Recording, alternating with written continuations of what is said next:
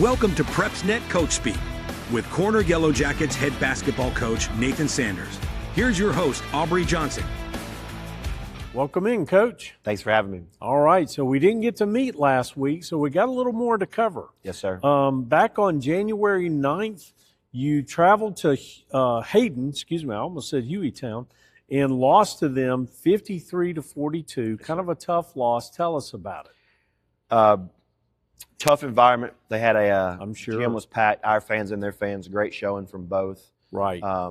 Hayden's a good basketball team. You know, they've got two kids that are 6'6" and above, and anytime, you know, in high school basketball, when you got that kind of height and the athleticism they have too, you know, they're not robots down there. They can move. Right. You know, they're both college basketball players. They're very good, and we thought we played well for the most part. We got beat by 11, but with about 2 minutes, a minute and 45 was a 3-point game. Oh, wow. We missed So some it's very shots at close. the end and had to foul, and they hit free throws. I thought our kids battled. They played really tough.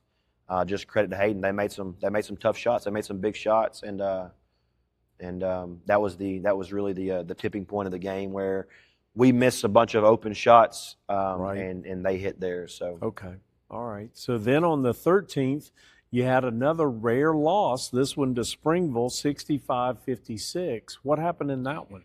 So, you know, Hayden, Springville, and us, we've all been ranked in the top 10 all year long. Yes, sir. That's all area teams, you know, plus Center Point. So I think we have probably one of the tougher areas in the state. I believe in 5A. And you know, Springville comes here and they really punch us in the mouth, and that was early in the season. And then we went over there last week, and we were leading for 3 quarters. Wow. We actually beat them in every statistical category besides rebounding. Okay. They went on a little run in the third to fourth quarter there that they got ahead, and we had opportunities to you know, regain the lead and everything. Right. They got a few offensive rebounds in the fourth quarter that really just killed us. We actually had the ball. We're inbounding the ball down 6 with about 50 seconds left, and we ended up turning it over. And that was kind of the point where we had to foul and stuff. But credit to Springville. Springville was really, really good. You know, we had them on the ropes. We had them there. You know, really, I thought the tipping point was kind of going our way, and then they just kept battling. So it was a great game. It was good for our kids because our kids really, really played hard and everything. They just, once again, you know, Springville made some really tough baskets, and that's what good teams do. You know, so our area tournament should be an interesting one. It should be really fun. It really because really, I mean, you got 3 good teams, and one team's going to be at home. So you know, it could go either way, any 3 ways. So okay, so then on the 16th, you turned it around against Dora, had a huge win, 91-35. You really showed out on both sides of the ball. Tell us about that one. You know, Dora and Corner is a rivalry game. Yes, you know, sir. they've played, you know, probably for 100 years, I would assume, if the school's been open that long. So we go over there and challenge our kids to, you know, to play to a standard, to play to our standard, not just, you know, to our opponent, level the opponent. And I thought our kids responded really well. I think we held them to 8 or 10 at halftime. Right. Kids played well. The ball moved. We guarded. We rebounded. We pushed it. We're really proud of the guys. We moved up some JV kids to play with us that night, and they played the whole fourth quarter, and I was really, really proud of them too. Just the way they handled it against a varsity opponent, kind of get them some early runs with the varsity guys for next year and stuff. So I was really proud of our guys that night. Okay, fantastic. So then 2 days ago, you beat St. Clair County 68-61. What did you see from the Saints? St. Clair's a good basketball team. Right. That's probably one of the better basketball teams they've had in the last 10, 15 years. So they're really good. They're really athletic. They got a 6'6" kid down low. They got another kid that's about 6'3", 6'4". Got some guards that can really, really play. They're very athletic. They shot the ball much better than I thought they would in the second half. But our kids battled. We came out, you know, challenged them. It's one of those times, you know, we're at the point of the year where, you know, we're not ready for the season to end, but we're ready for area tournament. We're ready for that, you know, playoff time right here. So every day we're preparing. We're trying to get better for that time. So that was one of those things that, hey, you know, they've got 2 bigs. Hayden's got 2 bigs. We'll play them on Friday. A little bit of a run through before we play Hayden, and our kids battled and played really well. Right. Okay. So you only have one game this week, Coach. Yes, It's tomorrow night, the 23rd.